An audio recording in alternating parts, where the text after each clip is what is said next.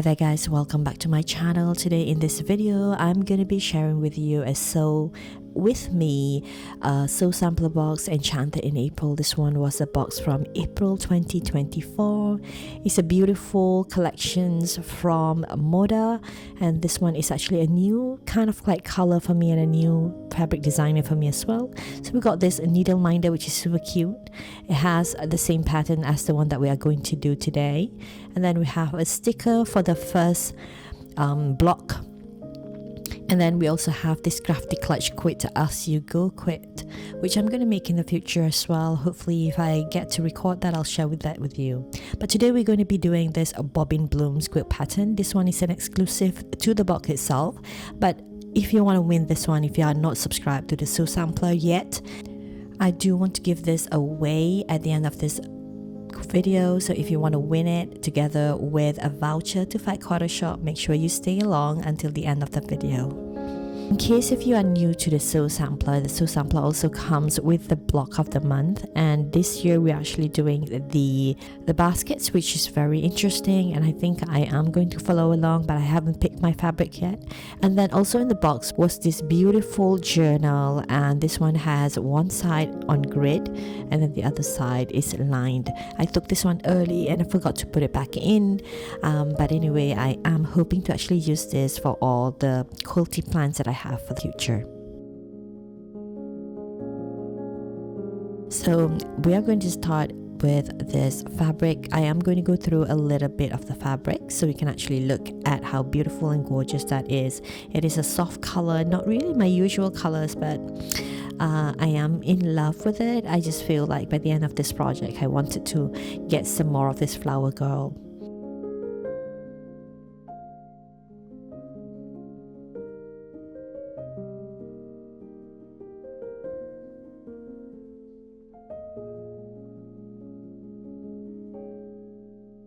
It is still available at the Fat Quarter Shop, so I'll put a link down below so you can actually go ahead and check it out.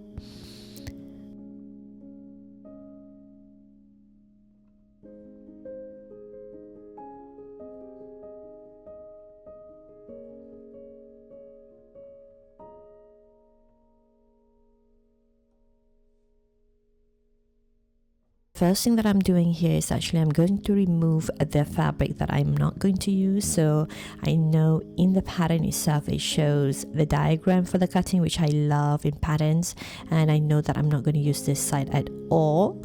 We're just going to use less than a fat quarter, so that would be enough. I'm going to keep this and then use it for another project, or probably for that clutch that we had just now. So this is the fabric that we'll be working on, and I love patterns that have diagrams on it, so it's very clear where to cut things, so that I don't waste fabrics.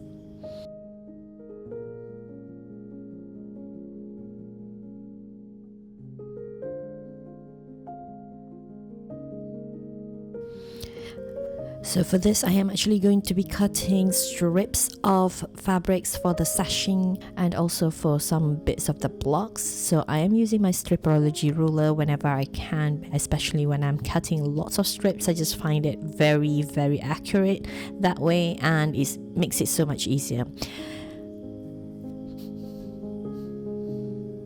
I'll put a link to the stripology ruler down below as well. I have two of them. One of them is this small one you can see right here on the table. The other one was that big XL version, the one that I used just now.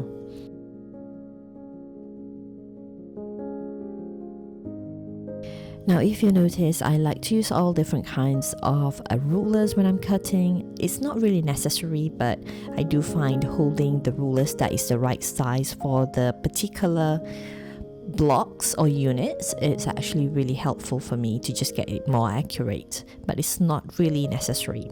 I used to start with just one ruler, and I sort of like grow my ruler collections over the years of me quilting. So let me know in the description down below if you're also a seasoned quilter and how many quilt rulers you actually own.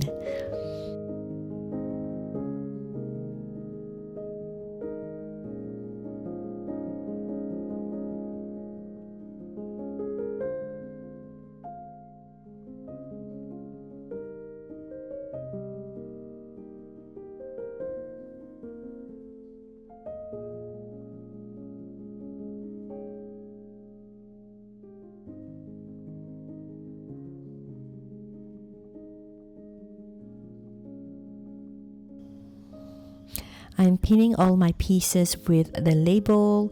I love Fat Quarter Shop patterns because they always have labels on their patterns, and I use alphabet pins, which I'm going to link down below as well. I love it because there's a stack of them, and I think it's up A and N, which is plenty enough, and we have numbers on the back as well, so it's definitely worth it. I've been using it really nicely with all my projects.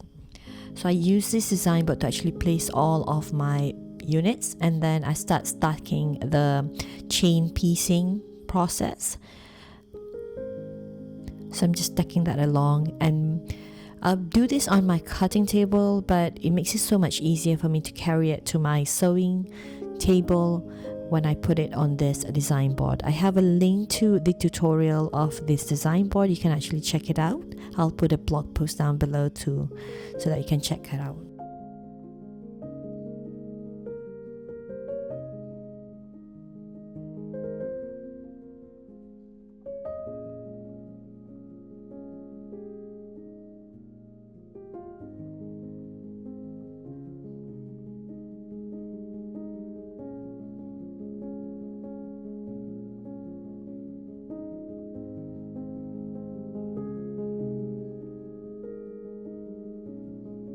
I am using the diagonal seam tape to help me. I'm not marking any of my pieces. I just eyeball it using this tape right here. I'll put a link for that as well down below. It's my favorite tool. I just find that it works for me. It's not that very accurate if you're not focused on it, but then it can be just enough for me to actually get really good blocks as well. So I think it's really useful because I don't need to label or mark any of my pieces, which I don't like to do. So if you're interested in that, I'll put a link to that as well down below. So anything that you can see, anything that I can think of, I'll put a link down below. But if you need anything, just leave me a comment and I'll try and put a link to any of those in the description below as well. So this is the time when I like to chain piece. I think it's really therapeutic to actually just sit down and keep sewing all of the pieces. And I love doing this because it's just a kind of like repetitive motion that you can just go through each of the pieces. And I like to use this cutter as well. This is really, I feel like it saved me a lot of time rather than snipping with scissors.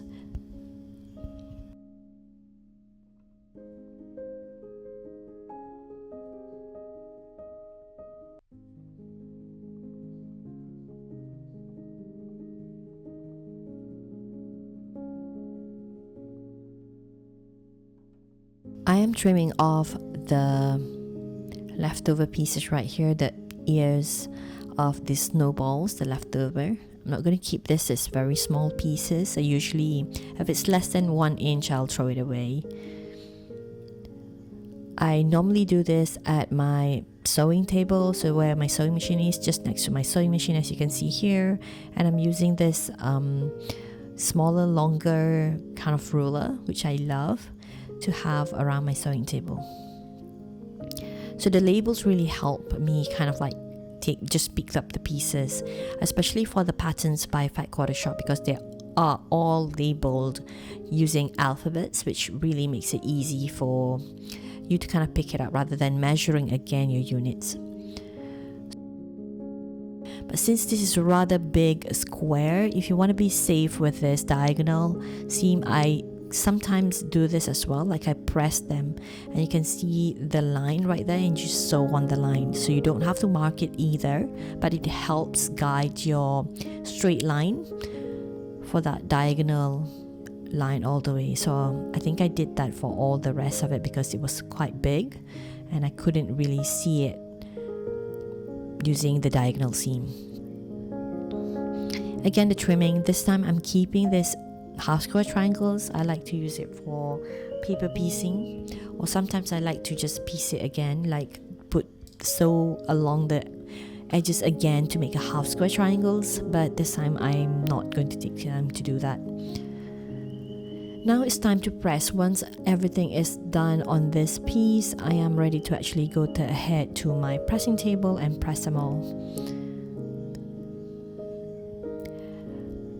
In the pattern, there's also pressing direction, which I love in patterns as well. If you have never used Fat Quarter Shop, it's Soema or like their patterns are really, really well made. They have really a lot of detail. They have illustration to actually help you make quilts. So if you are a beginner in quilting, I highly recommend their patterns. I'm going to put a link to all of the patterns down below as well, so if you want to check them out. If you're not in the Sew Sampler, I really recommend it. I've been in Sew Sampler box for quite a while. I think 3 years or 2 maybe, I'm not really sure, but I still have a lot of projects that I didn't make, but I know that I'll make it into something else. I just love getting like a surprise box every month. It's just something that I enjoy.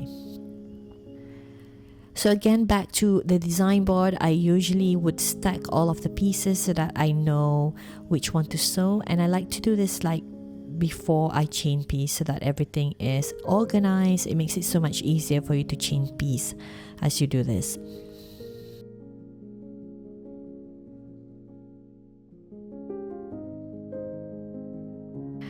Now I noticed that I actually didn't press according to the pattern, because sometimes I ignore my patterns and I just press accordingly to myself, and I needed to fix that. So I was just fixing it at the sewing machine. I will later press it again so that the seam stays where it should be.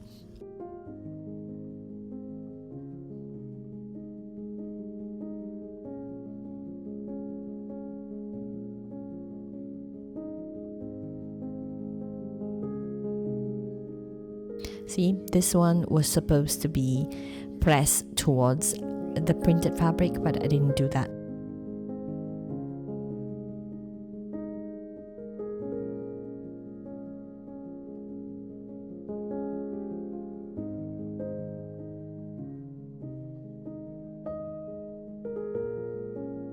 And then it's a matter of just chain piecing. I think this is what I love the most about patchwork, just the chain piecing and free motion quilting, I guess, for the quilting part.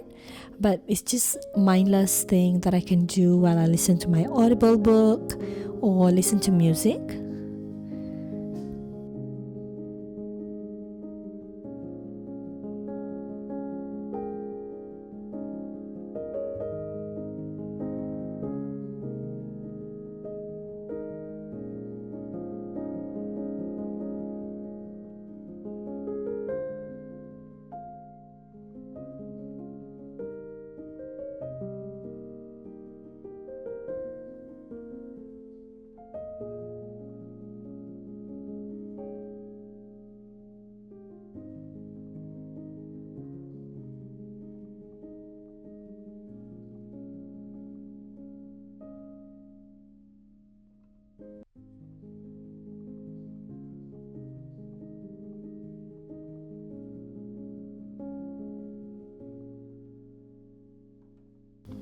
And then it was time to actually piece together the leaf unit. So I put all of that in one board and then start sewing away.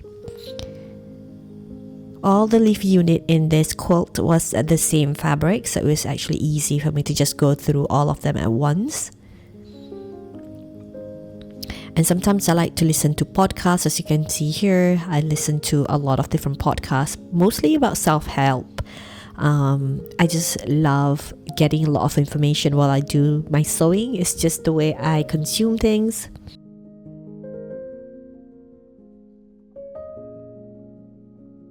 So here's a tip. If you're actually cutting a lot of little pieces, you can just stack them up right alongside each other. You can just go ahead and cut once at one time.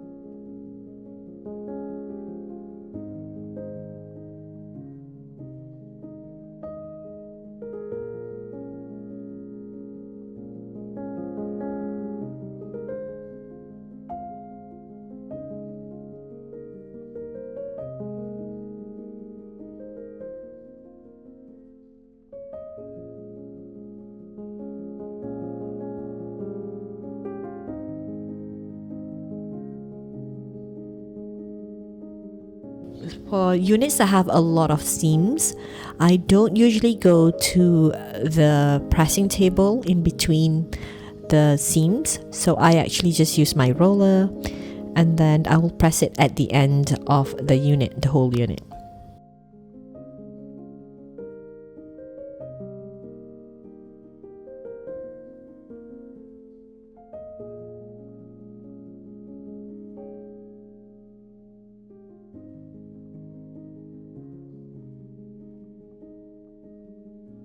Now it was time to make the bobbins. This one was pretty easy. It was all rectangles and it went pretty quick.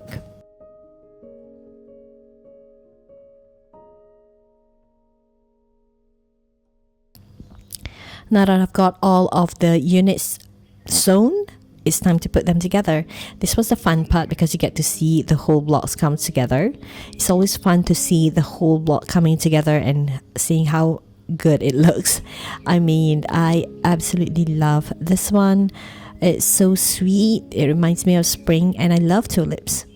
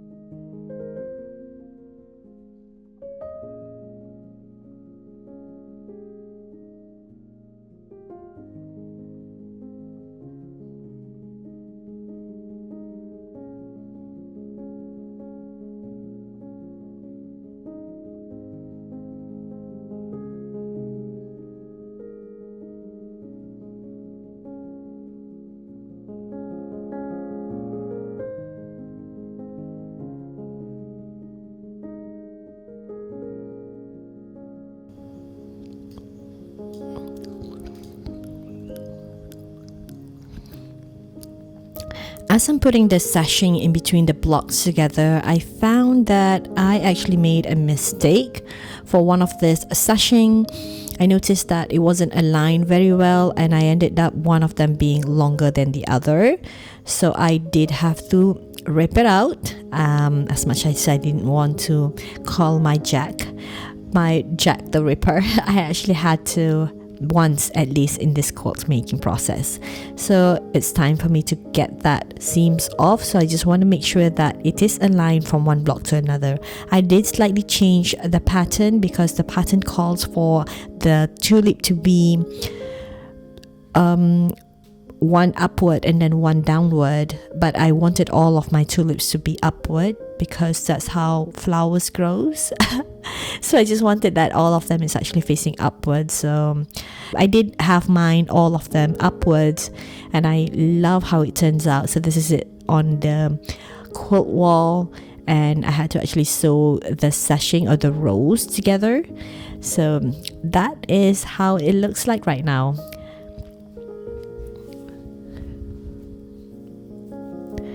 For the sashing, I did have to pin, so I usually pin for this just to make sure that I am not stretching off because it's such a long piece.